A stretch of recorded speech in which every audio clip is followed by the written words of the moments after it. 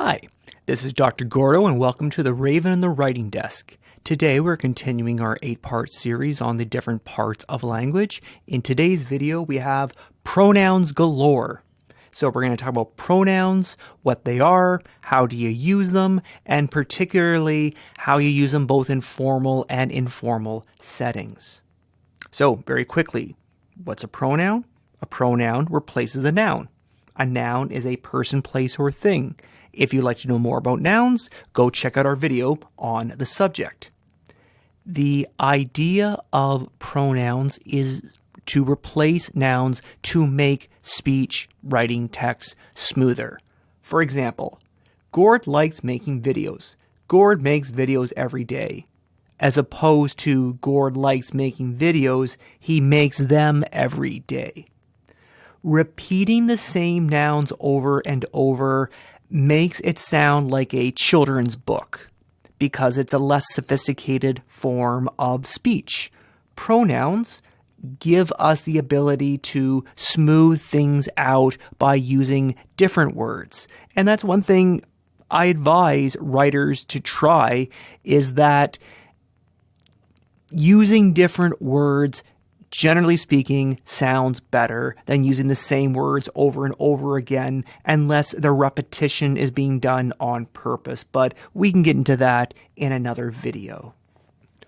Before I continue, I feel the need to do a disclaimer about how here we are focused on the factual functioning of language at the Raven and the Writing Desk. When I provide commentary over why one word group works better than a different word group, or explaining the ins and outs of the language, I'm trying to be as factual as possible. The reason why I'm making this disclaimer is there's a lot of controversy around pronouns at the moment. I don't want to get into this controversy or really even talk about it at length. I just want to say that I'm aware of it. And in this presentation, we're just trying to stick to the facts. In a sentence or clause, an object is something that receives the action, such as the sentence, he spoke to the audience. He is the subject. The audience is the object. He's speaking, the audience hears it. So, subjects and objects help each other to balance ideas. It's important to be aware of subjects and objects in order to properly use pronouns. So without further ado, let's get into it. In modern English, nouns do not have grammatical gender. Perhaps you speak a language where you do need to know the gender of a word because it's going to impact other words in the sentence. Luckily, in modern English, we don't have to worry about that, which is why we have such a simple set of articles. Articles, the or a. The N is only used when the next word begins with a vowel sound, but I've got a whole other video on that. For our purposes here today, we do need to recognize that traditionally, English third-person pronouns are gendered. And so let's take a look at what that looks like in practice. I jammed a lot of information on this slide, but I'm going to read it to you. In everyday discourse, use the subject, object, possessive third-person pronouns as follows. For males, he, him, his. Jack is wearing his good coat. He looks good in it. His grandmother gave it to him. For females, she, her, hers. Sally is going to be a doctor. She is serious about her grades. Their profession is hers to master. For animals, inanimate objects, or just neuter objects, its. The dog loves its bowl. It carries it around all day.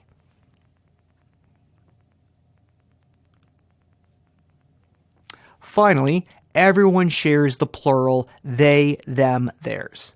The crowd loved them. They sang for 3 hours and made the stage theirs. Now we're going to transition into the concept of preferred pronouns. So it's not something to be too concerned about making a mistake, because the vast majority of English speakers, and if I had to hazard a guess, I would say 90% of English speakers use traditional pronouns, the ones I just told you about.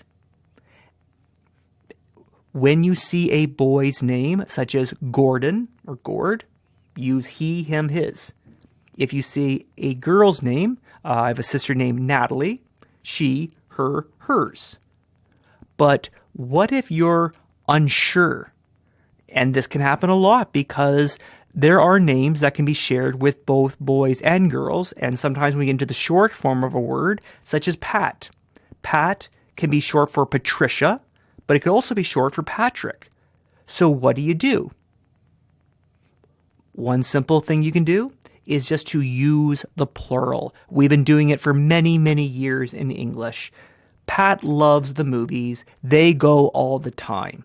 Yes, they refers to more than one, but we're not sure of the gender of Pat, so we're just going to say they, and we're going to move on. However, you may notice in emails that someone will have a traditional boy's name or a traditional girl's name, and the beside you'll see preferred pronouns, and they don't seem to match. Jack, which is a derivative of John, boy's name. You might see Jack, preferred pronouns, she, her, as in Jack likes her jacket. And now you may not know Jack, but Jack could be a short form for Jacqueline. It could be a female, and this particular female doesn't like people confusing the pronouns because she kind of goes by a guy's nickname, a boy's nickname, so she's asking for clarification. And there are many reasons why people would put preferred pronouns into their email that we don't need to get into here. My advice to English language learners is, when you see those preferred pronouns, use them. Now, you are not obligated to share your pronouns with the world. You can just put your name in the email and leave it at that. And I highly advise against asking someone for their preferred pronouns if unknown. This is where we get into a bit of controversy. You might be thinking, well, I want to make sure I'm polite, and if I ask someone their preferred pronouns, then I know that I won't make a mistake. However, what if that person wants to use non-traditional pronouns but are not yet ready to share them with the world? That person's just been put on the spot. And after all, you've just asked a stranger a personal question. Personal pronouns are personal. So unless you're in the habit of asking strangers personal questions, don't ask someone for their pronouns. If they share them, use them. But don't ask for them. And you're under no obligation to share your own pronouns. It's very much based on your own comfort level.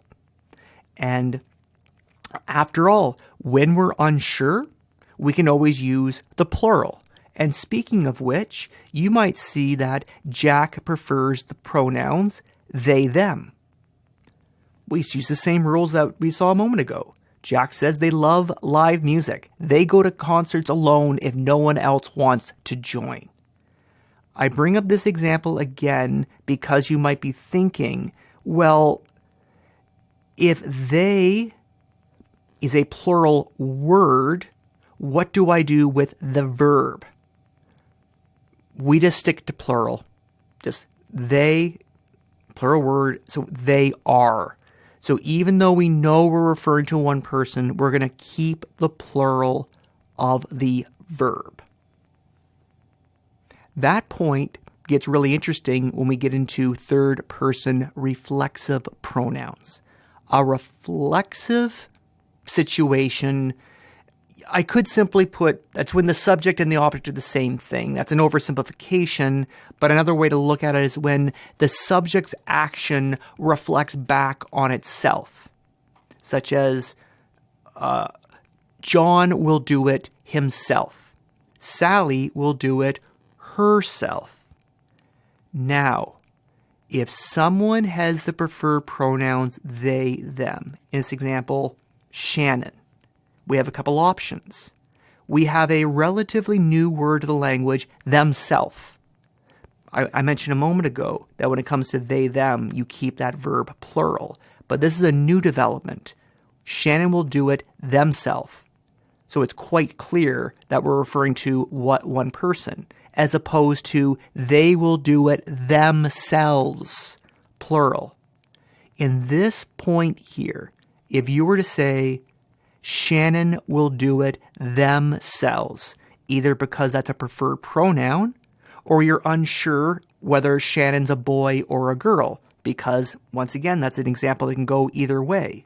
So you've got a couple different options there to get you through. And just to wrap it up, if we're talking about a neuter object as the dog can do it itself. Let's transition now from third person, as in all those around you, to the first person. We're talking about ourselves here. So I is used when you're doing the speaking and you're the subject, you're the main idea, or presenting the main idea. If you're at the receiving end of the action, you use me. This is one of those things where explaining it makes it sound more complicated than it needs to be. And so I'm trying to keep it as clear as possible. But obviously it's difficult because I'm saying I and you at the same time here. So hopefully these examples make sense. I'm going to the party. I am going to a party. Because the host gave me an invitation. So if I did it, I'm going to say I. Versus if the action was done, if I'm at the receiving end, it was done to me. Sometimes this can be quite confusing. Both I and the word me can sound correct. So what do? It doesn't help that growing up, and I know a lot of people in the audience are going to feel the same way. Your English teacher may have said just always use I, always use I, always use I. And that can result in making mistakes. For example, John and I don't know. That is correct. To say me and John don't know, that's incorrect because John and I, we're the subject of the sentence. So we're going to use me. And we're certainly going to say John and me don't know. As opposed to, could you please tell me and John what to do? So in this case, the you is the subject. And me and John are at the receiving end of the action. Hence, me and John.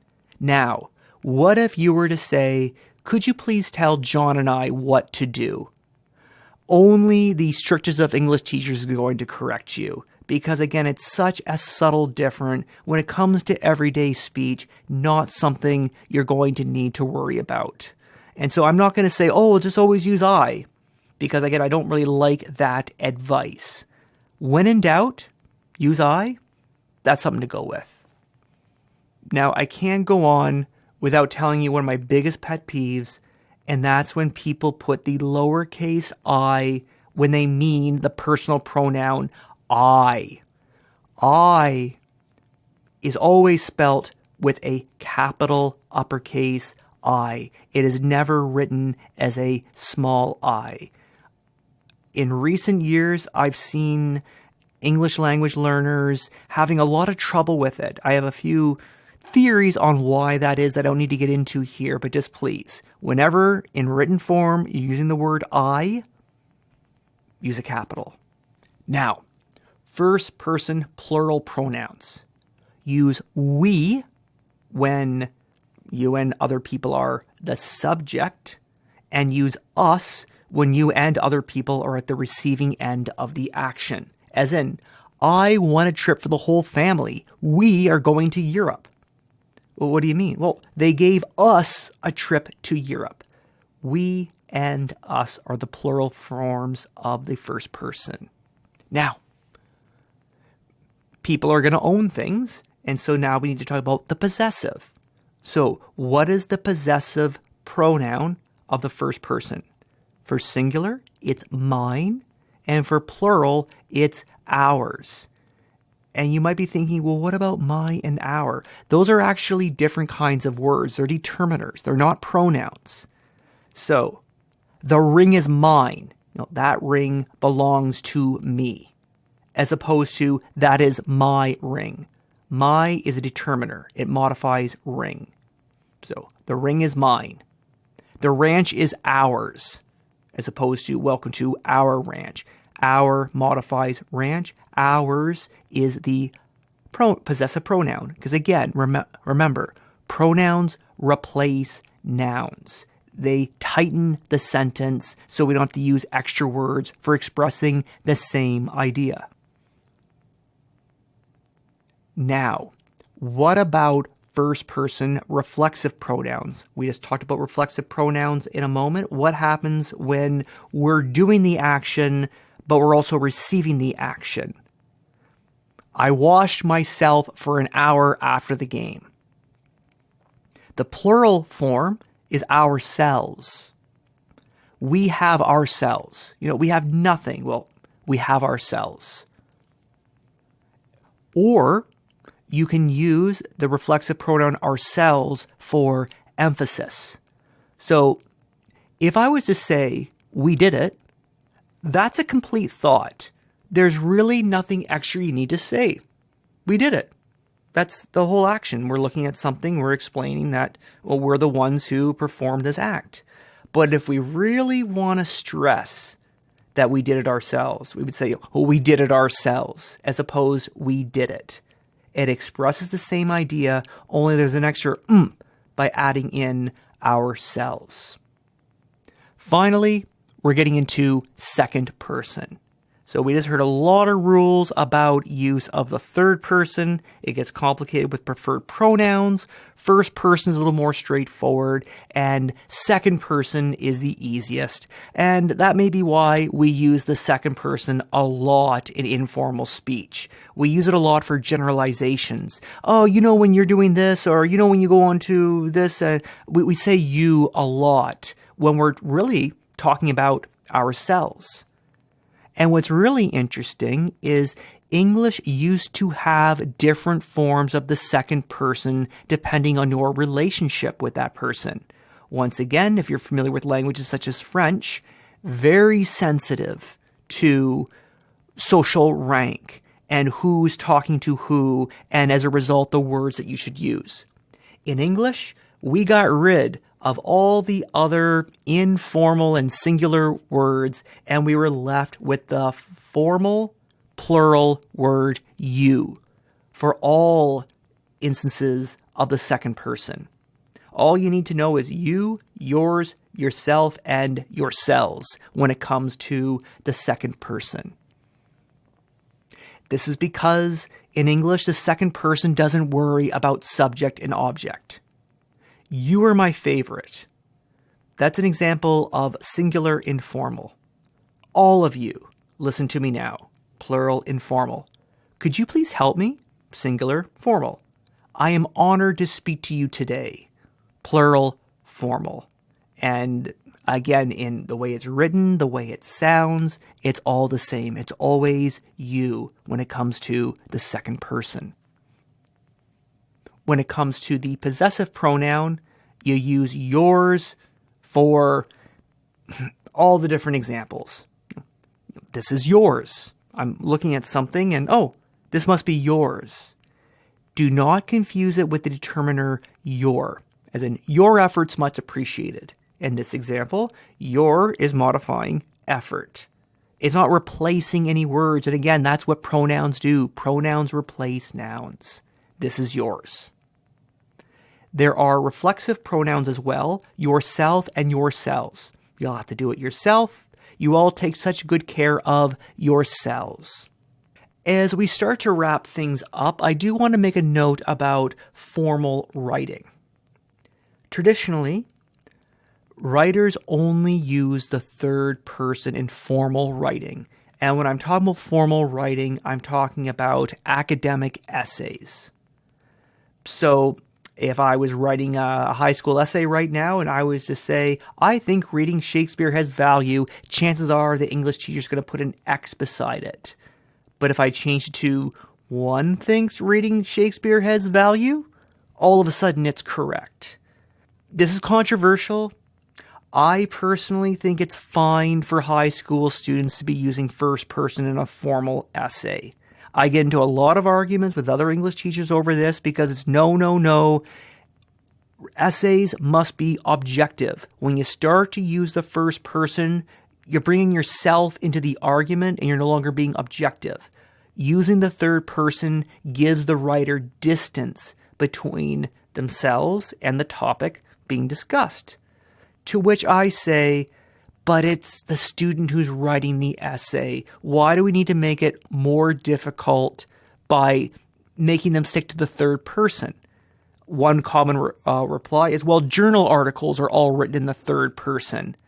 And I say 99% of my students are never going to write a journal article. I just want them to enjoy the writing process. And I think by making them stick to the third person, it creates an artificial barrier and it makes writing not as fun.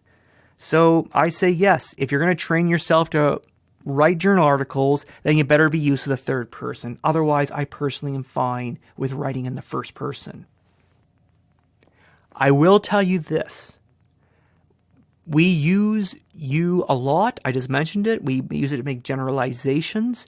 Don't use that in formal writing because that is a lot different. To me, when I'm reading an essay and it says, I think reading Shakespeare has value, and I'm reading another essay that says one thinks reading Shakespeare has value. Okay, I come to the third essay. You think reading Shakespeare has value. Well, I do, but it's really speaking loudly to me in that formal writing. It really seems to be telling me what I think and what I want, and it just sounds bad. So I will make a blanket statement, never use second person in formal writing. Stick to third person, and if you're wondering, well, is it okay if I use first person here? Check with your teacher, check with your instructor, and just be on the safe side. Finally, we have interrogative pronouns. One of my favorite words, interrogative. It means questioning, to interrogate. Likewise, these pronouns have to do with traditional question words. What?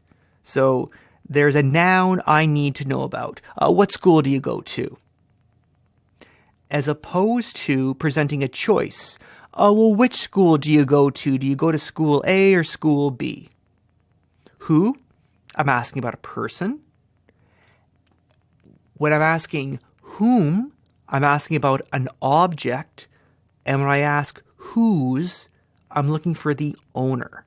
Interrogative pronouns help to ask clarifying questions about subjects and objects. Let's take a look at some examples. What is her name? Which game would you like to play? Who should he listen to? Straightforward enough. Now, it takes an English teacher to know the difference between whom and who. Whom refers to an object. It's helpful to say, to whom should he speak to? Because by saying to whom, it's going to help you and your ear think, yeah, that is the right word to use. I am referring to an object. A person as an object, so I better use whom. But in all honesty, whom is rarely used. I would say that it's mostly used by English teachers. So if you're an English teacher, fantastic, go with it. But when it comes to everyday speech, if you were to say, who should he talk to? Chances are no one's going to correct you about that. Moving on, whose refers to an inanimate object. So I've got this phone here. I don't know who it belongs to. Whose is that phone? Whose, W-H-O-S-E, sounds exactly like W-H-O apostrophe S, which is a contraction for who is. Who is going to the party? So when you're writing, if you're asking who is the owner of something, use whose. If you want to know who is, whose. Who apostrophe S. There is something called compound interrogative pronouns, where we add the suffix ever. We do this to add emphasis. What will we do? As opposed to whatever will we do? Now, you're not going to see this emphasis used that often because it can go the wrong way. As you're going to see in a moment, creating the emphasis almost is an attempt at humor. What are we going to do? What will we do? As opposed to whatever will we do? It just sounds overly formal, and people don't use it that often. Not that you can't use it. I'm just giving you a warning that be aware of the emphasis that you're actually adding to your writing. We don't always use interrogative pronouns to ask questions. We can use them to make statements, such as, we need to figure out who to ask and what to do. That's not a question, that's a plan of action. And also, if you're quite frustrated with what's going on around you, you might use the emphasis, whatever, with an exclamation mark. Just sort of say, to express your general frustration with the situation. That's a good use of that emphasis. So we don't use a question mark when we're making a statement. We use question marks when we're making questions. So now, let's wrap this up. We covered a lot of ground in this presentation on pronouns. Pronouns replace nouns. First, second person pronouns are gender neutral, whereas third person pronouns have gender, which is why some people have preferred pronouns. And if you're aware of them, use them. And if you're not sure, you can always get away with using the plural form of the pronoun. When you're using the first person personal pronoun, remember it's always a capital I, never a small I. We're going to use third person in formal writing, and reflexive pronouns help when the subject doubles as the object. And finally, interrogative pronouns are used for questions and statements. So, I hope the ideas expressed in this video are clear. If you'd like to watch something else, again, part of our 8-part series, you can move over to our video on nouns. If you want something a little simpler, you can check out our video on articles. And please, like, subscribe, and if you have any questions, please put them down in the comments, and I'll get back to you as soon as I can. Have a great day.